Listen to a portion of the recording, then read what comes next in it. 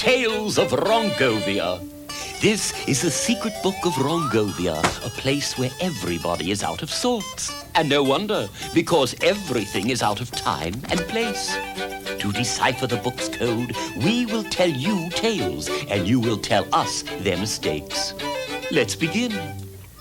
It is the year 41 BC, and Cleopatra, Egypt's beautiful queen, awaits the return of her heartthrob, Mark Antony. She wishes to prepare a lovely concert of romantic music for him. Now, which of these instruments could Cleo not have played for her love?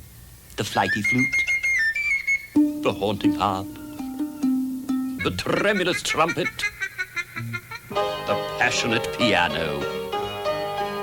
Well, Cleopatra could blow a blast on a trumpet, yes, and she could also have tooted her flute or played a harp.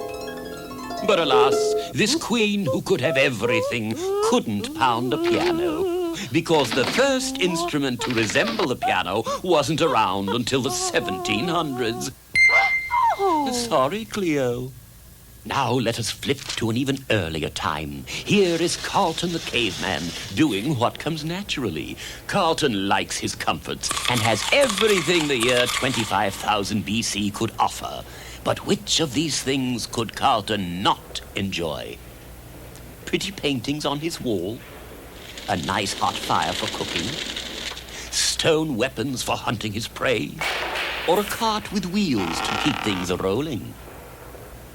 Well, Carlton could have had stone weapons, and he could have had wall paintings, or cooked with fire.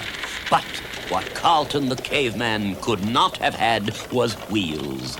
The wheels wouldn't be rolled out for another 20,000 years, and by that time, Carlton had lost his turn. And speaking of turns, let us turn the page to the time of the most celebrated actress, Sarah Bernhardt. I die, Rodolfo. I die.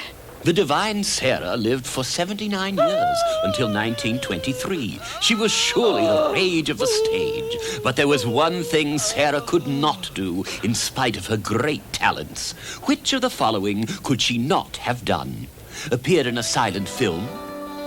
Made a film with sound? Oh, Romeo, made a hit recording? Wherefore art thou, or been heard on the radio? Goodbye, cruel world. Well, Sarah could have made a recording. I die. Or been heard on the radio. I really die. She could have had a starring role in a silent film. But what the unbelievably talented Sarah could not do was appear in a motion picture with sound. Talking pictures didn't come on the scene until 1927. And by then, Sarah wasn't talking to anybody. Her final curtain fell in 1923. Ah, farewell, Sarah. Now let us turn the page to 1816. We are visiting Napoleon, who has been exiled to St. Helena.